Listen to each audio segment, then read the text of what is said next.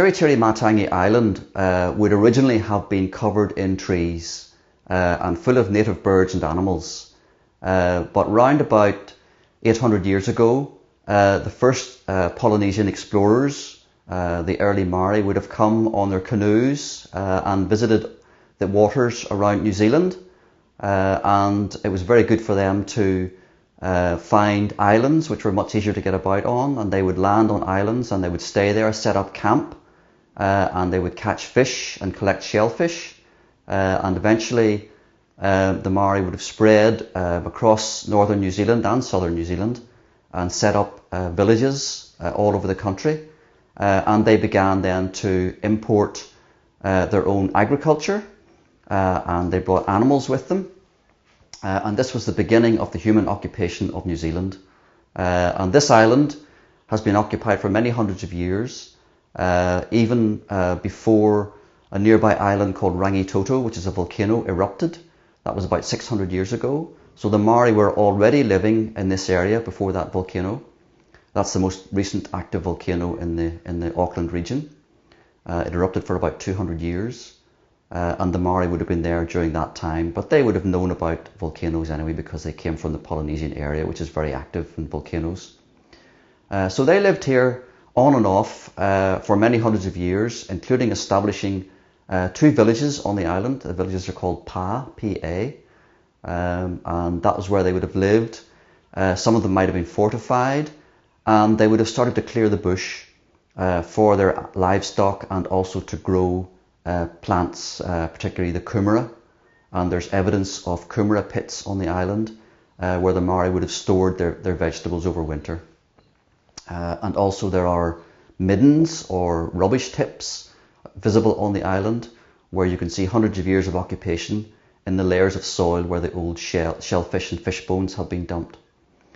And so the Maori were here up to about 150 odd years ago when the Europeans took over this island to build a lighthouse to protect shipping entering the Hauraki Gulf from all over the world. And that was the beginning of the European occupation of the island. And the lighthouse occupied the southern end of the island, and eventually the rest of the island, which is about 220 hectares, was leased to European farmers. And although the Maori had already begun to clear some of the bush, almost all of the rest of the trees were removed by the European farmers for their cattle and sheep so they could grow grass. And that was really more or less the end of the native animals and most of the plants on the island. They were destroyed by the farming operation. And the farming carried on for about 100 years or so, perhaps a little bit more than that. And eventually, the Hauraki Gulf Maritime Board, who owned a lot of the islands and government land on the island, decided it would be good if this island became a nature reserve. And so in 1970, the farming lease expired and the government did not renew the lease and asked the farmer to leave the island and take all his livestock off the island. And the thought then was that because there were tiny patches of native bush left in the steep gullies around the island, that gradually the birds would spread seeds and the wind would spread seeds and the island would be covered in trees again and would go back to being native bush. Unfortunately, that's not what happened because the island became covered in rank grass and wirevine or mullenbeckia and bracken, and that made a thick blanket over the soil, and it was difficult for seeds and young plants to grow through that. And also at that time, the island was very heavily covered with rats. Rats had been brought in by the Maori. This is a Polynesian rat, or kiori. And once the farming stopped and the vegetation became rank, the numbers of rats really increased very dramatically until there were about 150 rats per hectare in the bush and 200 rats per hectare in the grass. And these rats are primarily vegetarian, but they were eating all the seeds and the young seedlings that were trying to grow underneath this rank grass. So between the thick covering of grass and the Kiori rats, the island was not developing as it had been hoped. And right about the mid-70s, a couple of academics from Auckland University called John Craig and Neil Mitchell visited the island with some of their students, and they were studying one of the native birds, the bellbird, that was still present on the island in very small numbers. And they had the idea of making Tiritiri Matangi an open sanctuary where people could come and see native wildlife and native bush, and that they would encourage this to happen by planting trees over the island.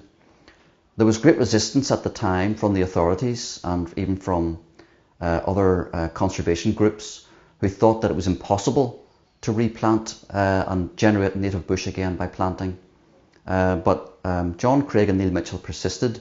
They kept on asking for permission, and eventually they were given permission to try, although the authorities didn't think it would work. And so they started out with a plan to collect seed from the island if possible, but if not from the island, then from the bush nearby on the mainland and from other nearby islands. And they would grow the seed in a nursery here on the island and plant out the little seedlings over the island, and that's what happened. And at that time, the last lighthouse keeper on the island before the lighthouse went automatic was a guy called Ray Walter, and he became the first ranger on the island. So he helped to set up the nursery on the island, and he learned how to propagate the trees and grow the seeds, collect the seeds and grow the seedlings. Ray then, together with many hundreds of volunteers who would come out on boats to help with the planting, they started to plant, and over about 10 years they planted about 230,000 trees on the island. And that happened over 25 years ago. And so the result today is that about 2/3 of the island is covered in native trees. Now that's still, of course, a young forest. It hasn't matured yet. It has a long way to go before it's the equivalent of an old native forest. But nevertheless, it's already capable of supporting a wide range of native plants and animals. And some of those native plants and animals had remained on the island, and the populations then started to grow. And at the same time, introductions were started. So we brought animals that were missing from the island, like kakariki, the red-crowned parakeet, was brought here. Takahe, one of the rarest birds in the world, was brought here. Brown teal, a very rare duck, was brought to the island. And these were some of the early translocations. Then, round about 1993, it was decided it would be a good thing to try to get the rats off the island, because the rats were, it wasn't so much that they were killing the native wildlife as that they were consuming all the food on the island. They were eating all the seedlings.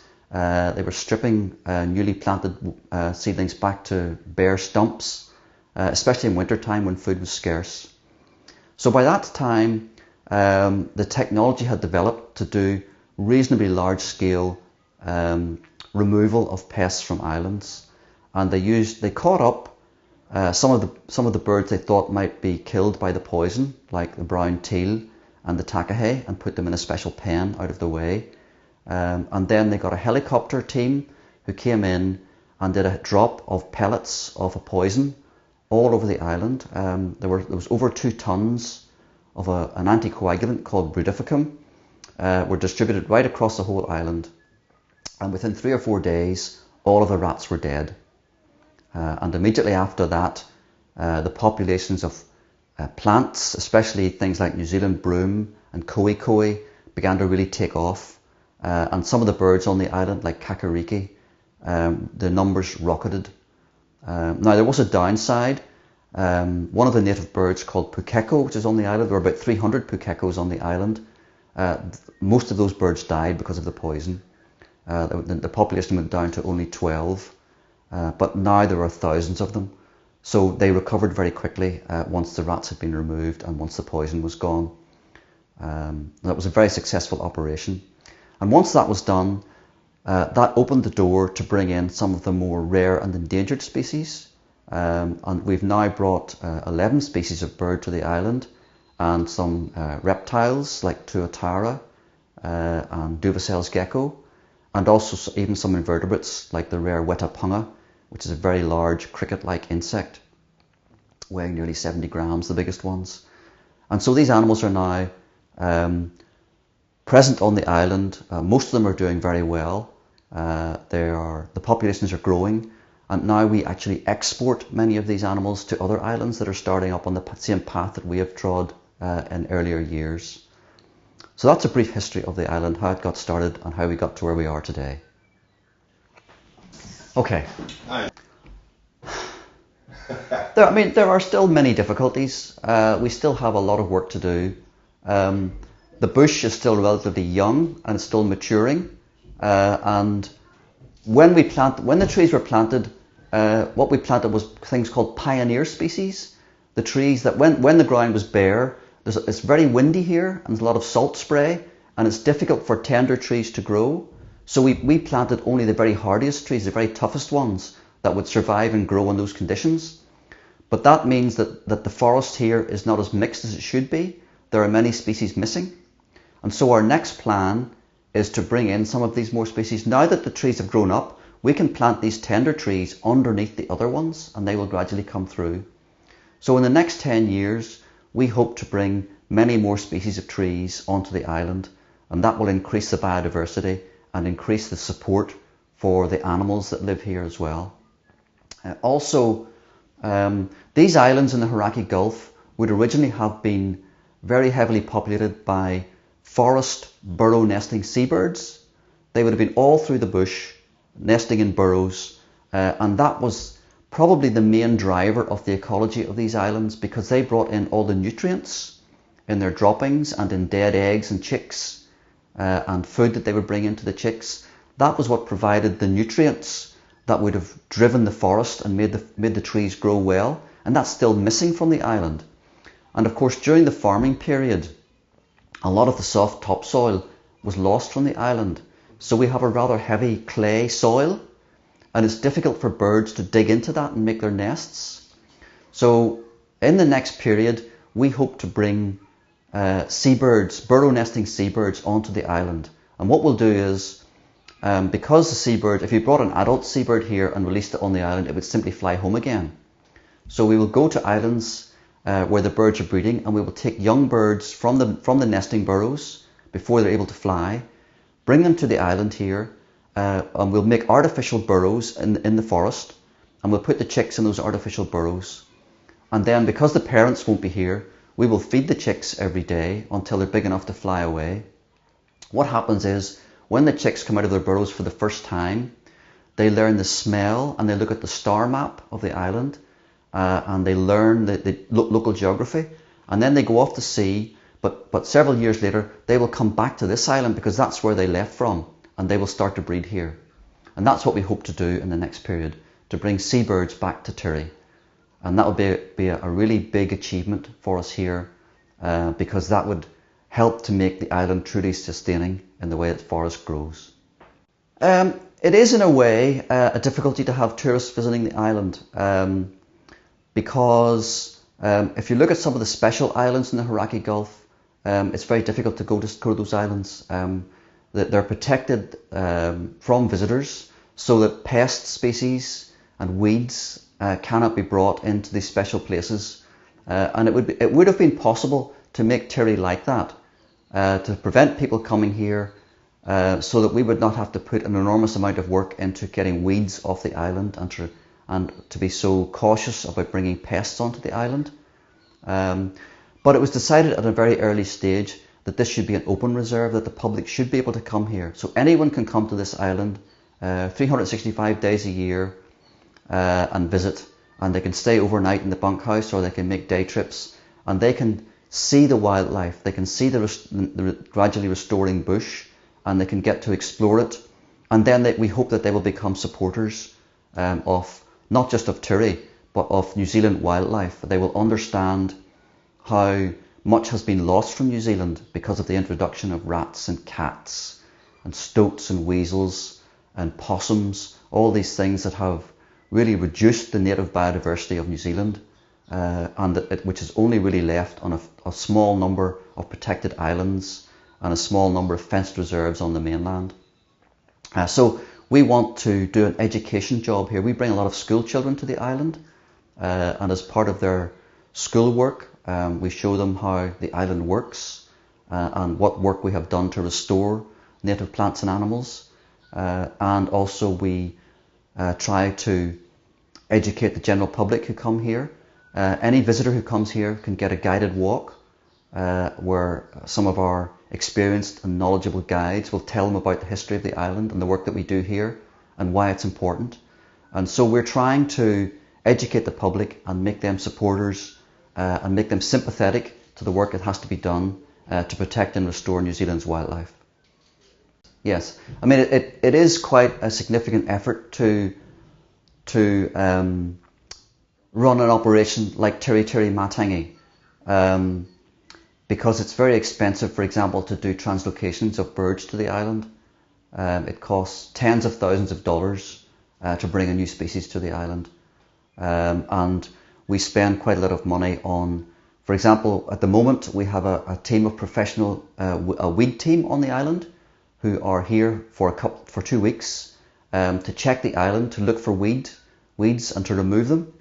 And they come twice a year. So we spend about $20,000 a year on professional weed removal, and then we have many volunteers who also do regular checks on the island for weeds. And we have to keep on removing them because the more pernicious weeds would invade the bush and prevent the native plants from growing. So we're trying to make this into a native bush. And that's why we have so important that we have biosecurity measures, and why you get the biosecurity message on the boat, and why the Department of Conservation tells people who are coming here that they must take precautions not to bring pests and weeds onto the island. Many years ago, we had an invasion of an aggressive ant called the Argentine ant, and an employee of the Department of Conservation called Dr. Chris Green has been working for over 10 years to try to remove these ants from the island. He may have succeeded, and if he has done, it's the first time that Argentine ants will have been removed from any place in New Zealand. They're very aggressive ants, and they tend to kill all the other invertebrates and clear them away. So that reduces the biodiversity on the island.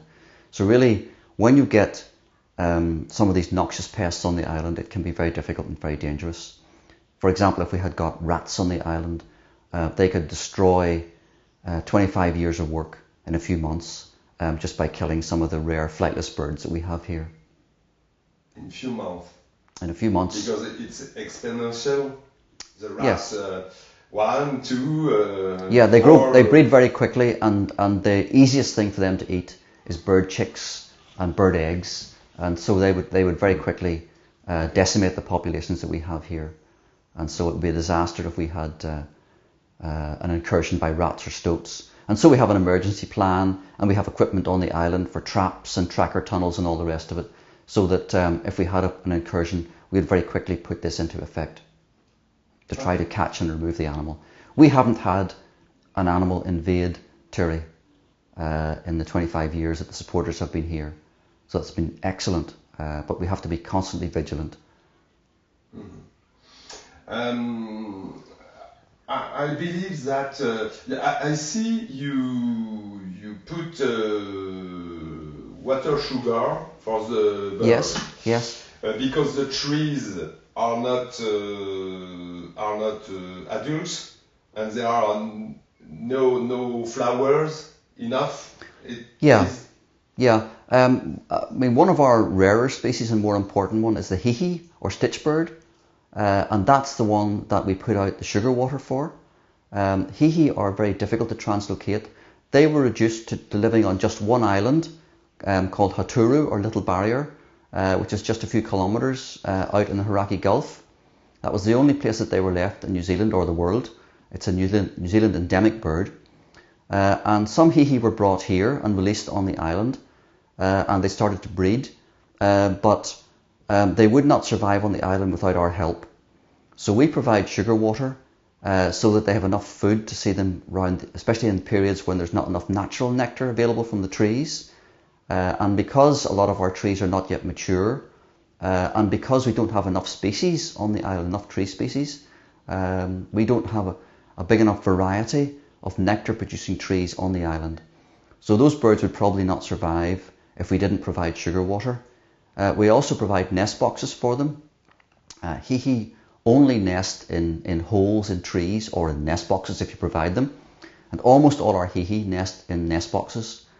And when they're nesting, we check the boxes every other day for mites, which are small invertebrates, which if they build up in big enough numbers, they actually kill the chicks.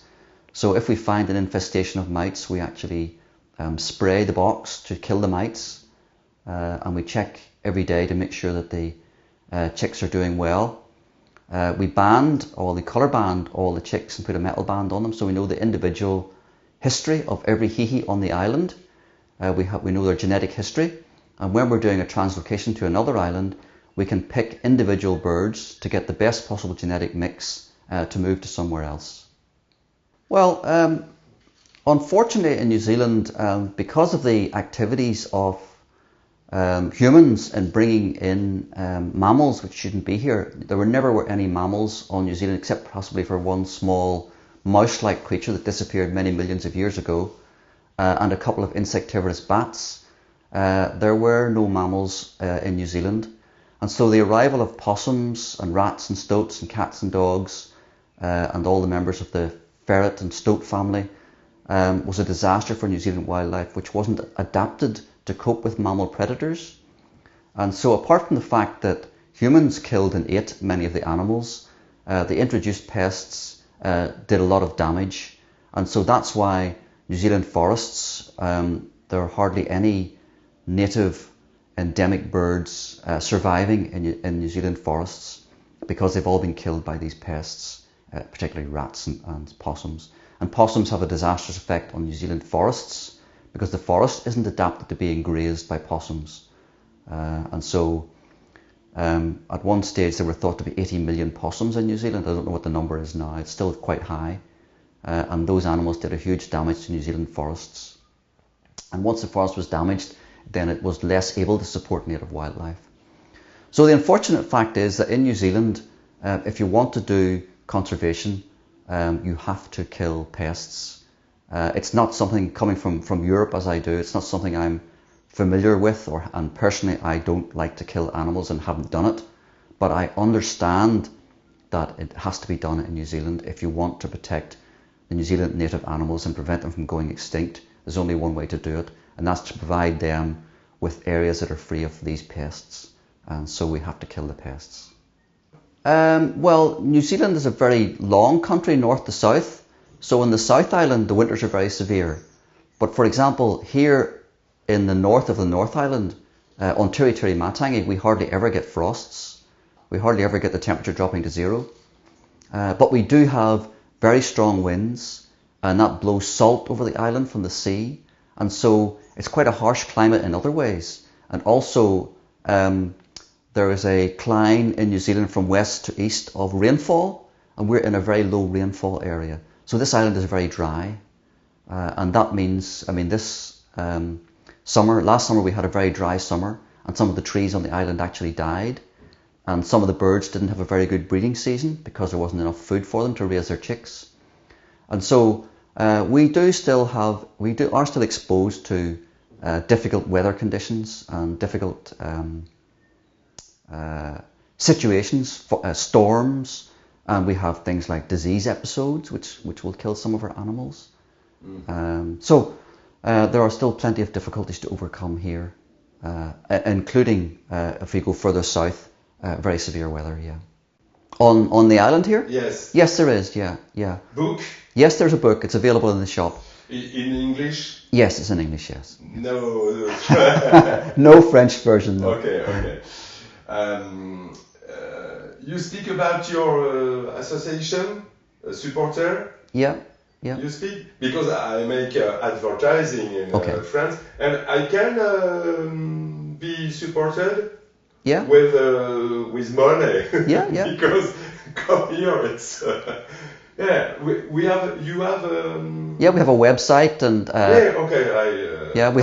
We have a magazine that we produce 4 times a year, which goes out to all our members. Okay. Yeah. Nice. So the supporters were formed 25 years ago, and the first chairperson was called Jim Battersby, and Ray Walter was there at the time, the first ranger, and that was the beginning of the supporters of Tiritiri Matangi. They got together a small group of them, 10 or 20 people to start off, and they gradually made a small collection small financial collection from the members, and that led to the organisation we have today, which has over 1,500 members, and we spend about $300,000 a year on the island. We provide the volunteer guides. There are about 200 people who come regularly to the island to guide our visitors and tell them about the island. We have people who work in our shop, and then we have people like myself who work on committees and help to organise the work and do a lot of the bird monitoring work. And we have ecologists who work in the bush and check how the trees are growing and make sure that the ecosystem is working properly and advise us on how what plants and animals we need to add to the mix, what management we need to do. So the supporters plays a great role in that, and they provide a lot of the infrastructure on the island, buildings and equipment, vehicles are all provided by the supporters. And it's a partnership with the Department of Conservation who provide the 2 rangers who work on the island. There's a ranger on the island at all times, and they look after DOC's responsibilities. DOC have a legislative responsibility to look after the island. So we share the work with DOC, and it's a good partnership that's gone on for many years. And the supporters, of course, need lots of volunteers to do all this work, and we need help from our members. And so if people would like to join the supporters, it would be very welcome. They can pay a subscription or make a donation. We have a website that people can use. We provide a colour magazine 4 times a year, which tells the story of what's happening on the island. And we welcome members from all over the world. We have our website. We can determine where people are in the world who are logging on to look at our website, and we get visits from all over the world. And the press with you, television. Yeah, we get occasional visits from local television companies and the press, particularly when there's a translocation of a rare bird to the island or off the island, or some other important event that's happening. Then the news media like to come across and make a story. And it's very good to get stories about Tiritiri Matangi, because we have been so successful in restoring the island and bringing the native plants and animals here, and because over 1 million people who live in Auckland, our nearest city, just 20 kilometres away, can come out any day and see it all happening. And it's stuff that they can't see anymore on the mainland, because all these plants and animals, especially the birds, are no longer living on the mainland. Yeah, I mean, what we do about biosecurity, I mean, I'll give you an example of what happened about 2 years ago. There was a yacht hit rocks on the far side of the island and sank in the middle of the night. So obviously the alarm was raised, and the rangers who were here went down and rescued the people from the rocks, brought them up and got them on a helicopter, took them off to the mainland to hospital. But because the yacht had sunk, had there been a rat on that yacht, it would have swum ashore. So the next morning, we brought our emergency plan into operation, and we made a huge semicircle, about 200 metres, of tracker tunnels right around the area where the yacht sank. And those are small plastic tunnels, and inside them they have a white card, and there's a black ink pad in the centre of the card, and any animal that walks through that tunnel will leave its footprints on the white card. And so we put those tunnels out, and we put out rat traps and mouse traps in a semicircle right around where the boat sank. And those were checked every day for a fortnight, then every other day for another fortnight, and then 2 or 3 times a week for another couple of weeks. Unfortunately, there was no sign of any rats or mice that had come ashore from that boat. But every time there's an episode of that kind, we must react. And we have a small bird on the island called a quail, a small brown bird which scuttles about in the grass. And very often our visitors will come and say they have seen a rat on the island. Now we know it's almost certain that they've seen a quail, but we can never be sure. So when we get these reports, we always get out all our tunnels and our traps and put them out where the sighting was in case it really was a rat that had arrived. So it's very important that we react every time there's a possibility of an incursion of a rat. Yeah, I mean, we encourage researchers to come and work on the island, and very often we would have 2 or 3 people on the island doing PhD research for their doctorate, and also some students at a lower level, perhaps doing a master's degree. We have undergraduates, we have school projects. So sometimes we actually will provide funding for these projects if they're particularly relevant to the work of the supporters in protecting the island and conserving it. But we have many projects, and in our library, in the visitor centre, if you look there, you'll see there are about 30 or 40 dissertations for projects that have happened over the years of the supporters. Yeah. So we do like to have scientific researchers here, and it's brilliant for us because they do the work that informs us on the management activities we should undertake. So they're studying the wildlife here, they're studying the interactions between the different animals and plants on the island, and they're investigating why some things are working well and why some things are not working well. And that gives us an opportunity then to modify our behaviour and modify our management on the island to make things work better. Especially in summertime, but even in wintertime, the island is so dry that if there was a fire here, all our work would be destroyed. And the island is quite small, it's only 220 hectares. If a fire started, all we could really do is try to protect the people on the island and get them to safety. But there would be nothing we could do about fighting the fire.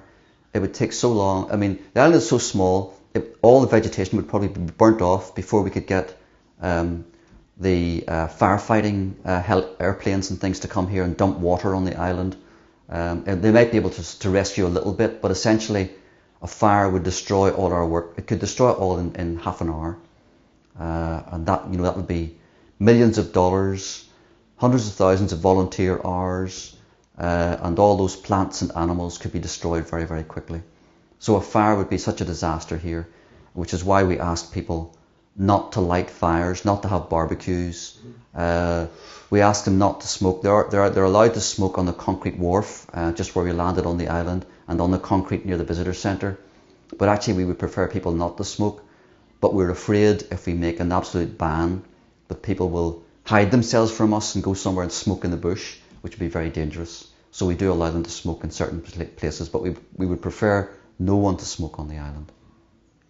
Absolutely, yes. I mean, I think the example that's been shown here is a very important one, because a lot of the work done here has been done by volunteers, by the community groups.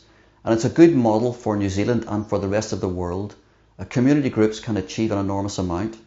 The government and the Department of Conservation could not have done this on their own.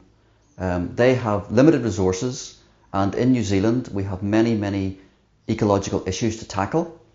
And so it would be impossible for the government to tackle all of these to the extent that we would like them to be tackled. And so it's very important for community groups to play their part. And it has been shown to be successful here.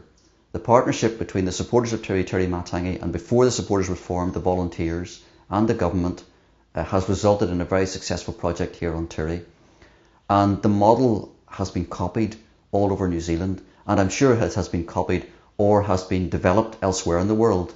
The cooperation between the authorities who have legal responsibility and the volunteers who have the time and the effort and perhaps the money to support the work.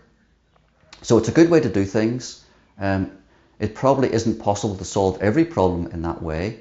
There are some areas of the world that are so difficult to work in that it would be hard to have volunteers there and get lots of supporters to come and plant trees or whatever if you're in a very remote area.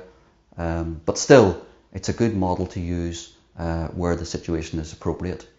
And I would like to encourage other people to do the sort of thing that we're doing here.